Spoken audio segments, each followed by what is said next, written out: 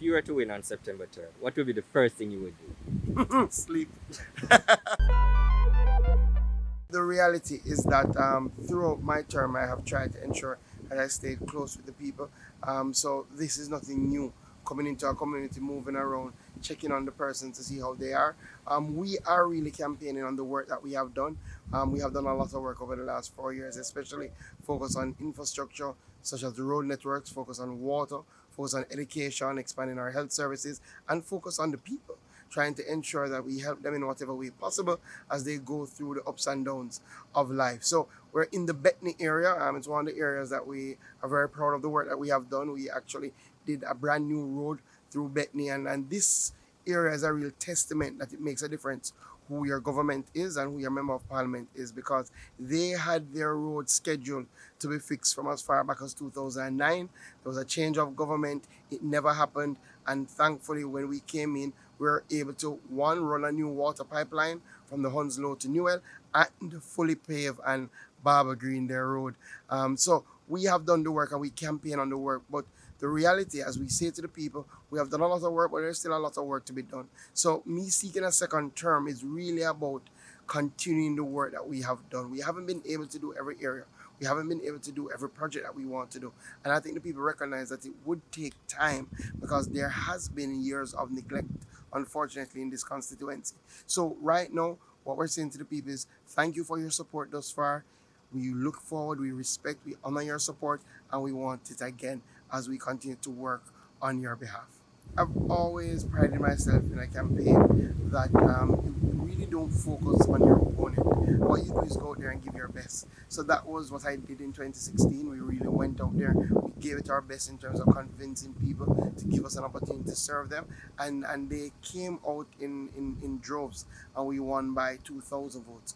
We're continuing that message. We have given it our absolute best. We have done, I think we've exceeded a lot of expectations in a number of areas, but they know there's more to be done. So we focus on saying to people, we will always give it our best shot. And our campaign is solely about the fact that we work, we get the job done, we represent your interests. So we hope that when we go out there and we bring the message to the people, that the people will again come out in droves and hopefully they will give us an even bigger majority. I think everybody has some concern about COVID-19, and that is reasonable.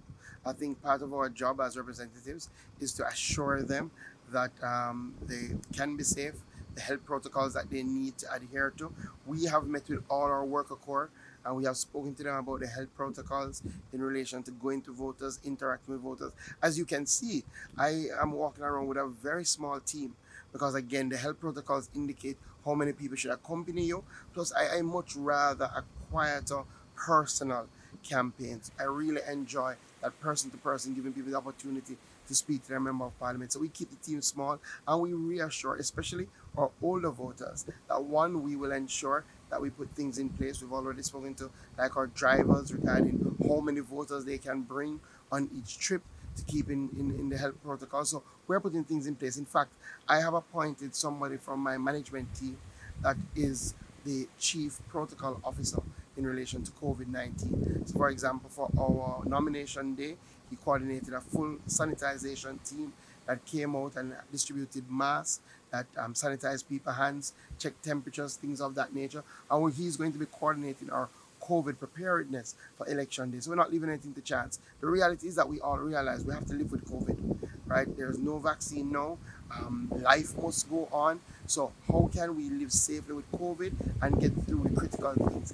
Election is one of those critical things, especially in securing our democracy and ensuring that we, again, focus our energies when all of this is over, back on COVID, the economy, and moving Jamaica forward. I absolutely don't take COVID for granted at all, right? And I think it starts from there. I think people have to appreciate that you don't know who may have COVID. So you have to do two things, and these are my principles. I pretend as if everybody has it, and also as if I were to have it. So what that means is that I always have my mask, I'm always sanitized, I keep the physical distancing, even when engaged with the constituent. Sometimes it's difficult because in St. Elizabeth we're a lovey, touchy-feely people. We like being in each other's spaces, but they all understand. And I've said to them, I need to keep them safe, and they appreciate that they're also keeping me safe. And we work together. So I take all the precautions and I walk around with my sanitizer to ensure that we keep you safe. Because as I've said to all our supporters, our first priority is health, right? Because everything else comes second.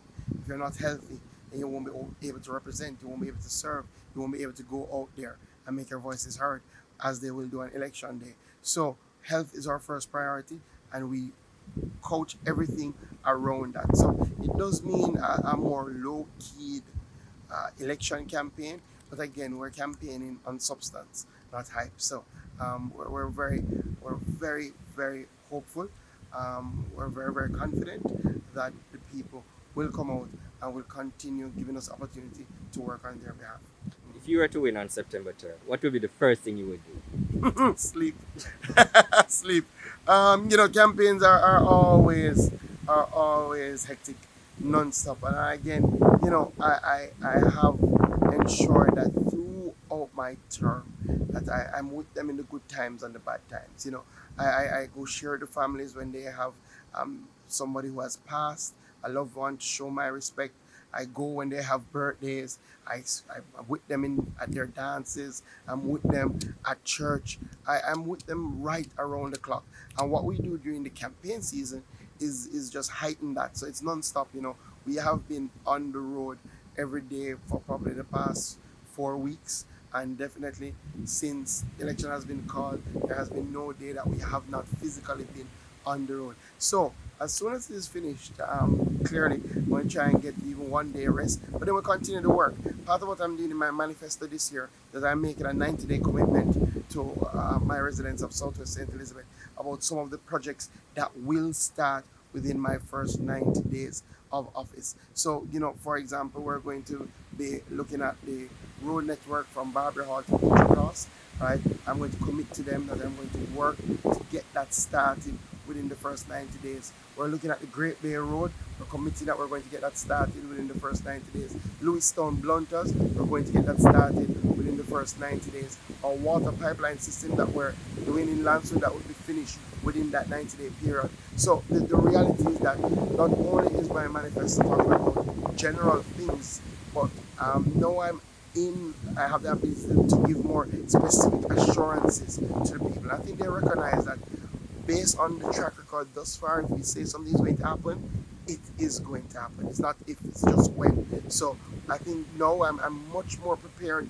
understanding after first term how government works, how you really get things done. So I think we've done well in the first term. We have over 100 projects to our name, minor and major projects. But in the second term, I think they're going to see an exponential increase in terms of effectiveness and in terms of the amount of projects, because now I understand a little better the bureaucracies of government. So I can do some 90-day commitments because we've already put that work in place. We already know, for example, that Lewistown Blunters Road has gone to tender. So when I say it's 90 days, I'm committing it. It's not just talk for election. It's because I know, understand the systems of government, so I can make these clear, definitive commitments to my people. I think that's what people want. People want not only for you to make commitments, but to be assured that those commitments will come to fruition.